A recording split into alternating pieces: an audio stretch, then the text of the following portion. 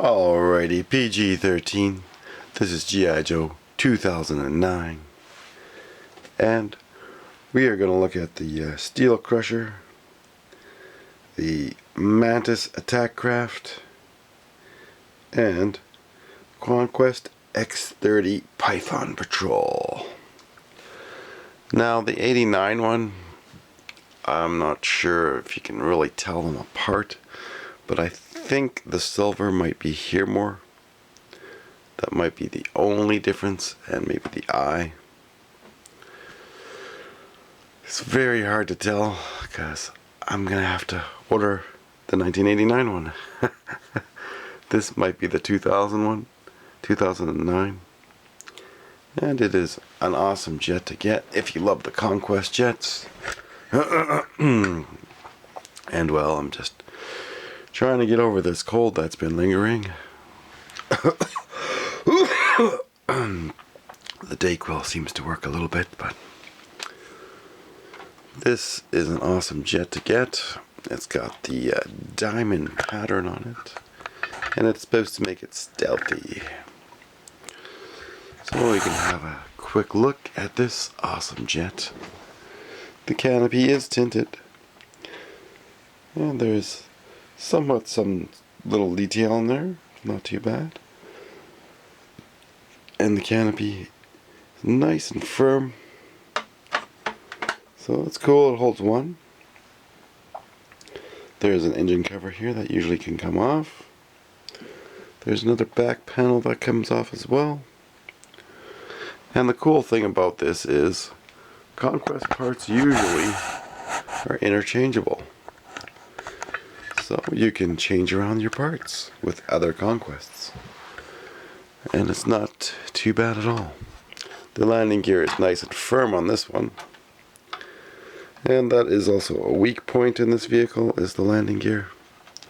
You know, there was no mechanism in it. It's all manually done. It does come with 6 missiles, surface-to-air missiles, Python Patrol, and it's got some cool thrusters in the back. So again, it would have been awesome if they would have made the thrusters black instead of that bright yellow. Or even like a red. Maybe if they would have made this more crimson color, that would have been cool. That's what they should do. They should have a crimson Python Patrol. Or maybe even like a deep purple. Purple and red might work. Purple and black for sure. Purple and gold. That would have been phenomenal. So anyways, this is an awesome vehicle to get. Definitely recommend you get this Python Patrol vehicle. Python Patrol. And we're just gonna put this, well, put it over here. So now the Crusher that I got before is missing the grill. So I was like, oh darn. Got ripped off at the G.I.Joe store. But overall, this is pretty neat. It's got a little missile there. So I'm assuming there's one on the other side. Yeah, it's kind of nice. It seats 2. Here's a little weapon in there. And well, this is like, you can put your modern figure in there. We don't really collect the modern figures, but you know, Hannibal is calling. I do have some modern, but I don't really collect them, so usually just let the kids play with the modern ones. And it does have 3 missiles. Now it looks like there is something, you can probably put a machine gun up here or something like that. So I don't think this one was complete. And you could fire this off. So this fires off nicely. Now it's kind of, almost looks like an armored car. This does flip flip up like that. Now you can see, you gotta have nails. I try to push it from underneath. So you can see there's a little space here. Now I don't know if there's something that clips in here, but that's what happens when you get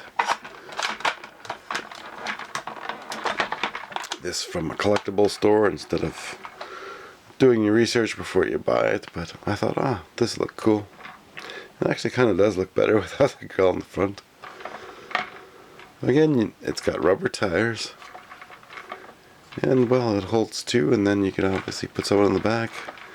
Now, I thought there might have been a button for this, but there isn't. But that might have opened up. Sometimes you do find a button, but there's no button there. So that's not a bad vehicle to get. It does roll pretty smooth. And actually this almost looks like a Hummer type truck. Like the Barbie Hummer. Now there's a FLAK cannon for that year. And the FLAK cannon is pretty much the same as the vintage one. And since I have two vintage ones, I'm going to count this, because it's pretty much the same. I mean, we looked at the twin cannon. That one is a little different from the paint color. But when you look at 3D Joe's, it's exactly the same. Might be a little darker of color. But since I got two, I'm going to count it. So if you got two or three of them, you can count them again. So I'm just going to say whatever, 16 in. Now this Mantis is awesome. It's got the claw. And we've already looked at this. This is a pretty cool underwater vehicle. The wings can move. They pull out. This is just manual. You grip the figure. And we got Sea Slug in there. And these do kind of move, so you can do that with it. Shh. And they actually spin, but there's no mechanism to make them spin. You think they would have had something to make them spin, but they're just more for show. And it does fire off the torpedoes. And there's a button right on top here, you can see. This canopy opens up nicely, so you can fit your vintage figures in there. And this is actually a cool vehicle to army build. So I might try to get some more of these. And we did look at this before. Well, I think this is my second Sea Slug, so I do have a couple of them. It's like I have 6 of the Storm Shadow. When he was turned into a Joe. The urban camouflage one. So pretty much that concludes all I have for 2009. Kind of sucks that I'm sick. It would be cool to get the Polar Battle Bear for this year. Even though they called it Rock Slide. And there is a Ninja Battles for the playset, so there's a few things. Now, I did have the pit, the mobile quarters, and as you can see when you look at my custom flag, I used all the stickers for that, and I got rid of the pit because it's really not a good fit for the vintage figures. You're better off to get the 1989 Command Center. That's a probably way better base for vintage figures. The pit is not a cool fit for the vintage figures. It's more for the modern. And since I did have it, I got rid of it for like 50 bucks. I paid like over 200 for it, I think, before.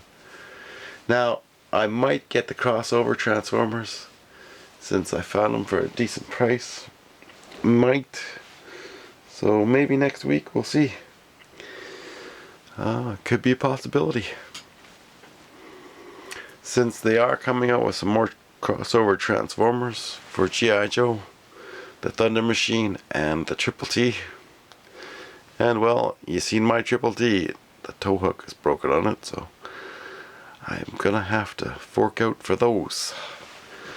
You know, the Hasbro cash grab, where everything costs more. You know, they own the licensing for G.I.Joe, and they could make the figures way cheaper, but, and like I said, you know, they may be contracted out to Vietnam to be made, and that puts the price point way down. So, the Viper Island, I watched some of his videos. He's like, oh, they're worth it, you know, you look at the third party figures, they're $25 and blah blah blah.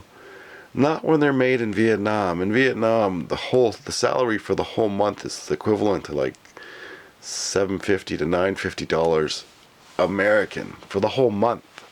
So the wages are way less in Vietnam and China. And even if they're going to try to undermine the dollar, Vietnam, that's where they contract them out to. So you're looking at like dirt cheap for labor. So these figures should be far less in price. And Hasbro, you can't hide your dirty little secrets. They're easy to find. So anyways, Hasbro, the price points on the action figures should be far less if they're getting made in Vietnam. And that's probably why you end up with such poor quality. You're paying like $40. And I mean, they couldn't even get the mold right on the officer. Like, that really pissed me off, because I would have ordered way more if they would have made them better. And I didn't even get the warehouse sale. And again, with the instability there of China going into Taiwan, you know, something's going to happen. Whether it's going to be a small little war, or if it's going to turn out to be full-on World War III, who knows? I mean, the States could easily wipe out the whole Chinese Navy, no problem. And well, is China willing to risk losing their whole Navy over another island? But then China goes to nuke the States nukes China. And well, they're going to probably nuke Russia at the same time if they nuke China. So, again, it's really stupid, you know. And if China strikes the U.S. first with nukes, well, the U.S. still has a lot of subs with nukes that they can still nail you. And if you go to try to take out their satellites and everything else, they got more. So, again, you know, World War III is just not a smart thing to do, China. And, well, it's not going to matter about trade if you're going to go to war. So, that's another thing, like, with Operation Recall and the other thing. Oh, and the Hidden Ninja Force looks like their Kickstarter was cancelled. So I was going to mention that there was O-ring figures, but I was maybe going to go in on this, but not now. It looks like they canceled. So I mean, they had so many days left. They could have made their $50,000 goal there, but Hidden Force, or Hidden Ninja Force, should have been named. They were going to have their figures made in China too. So, and that's another thing, you know, Operation Recall and Call Sign Longbow, they're looking at 2024 possibly to get our figures. And well, if they're going to be making them in China, and if there's a war with China, then we're not going to get those figures. So anyways, hopefully Ukraine kicks some ass there, and hopefully that's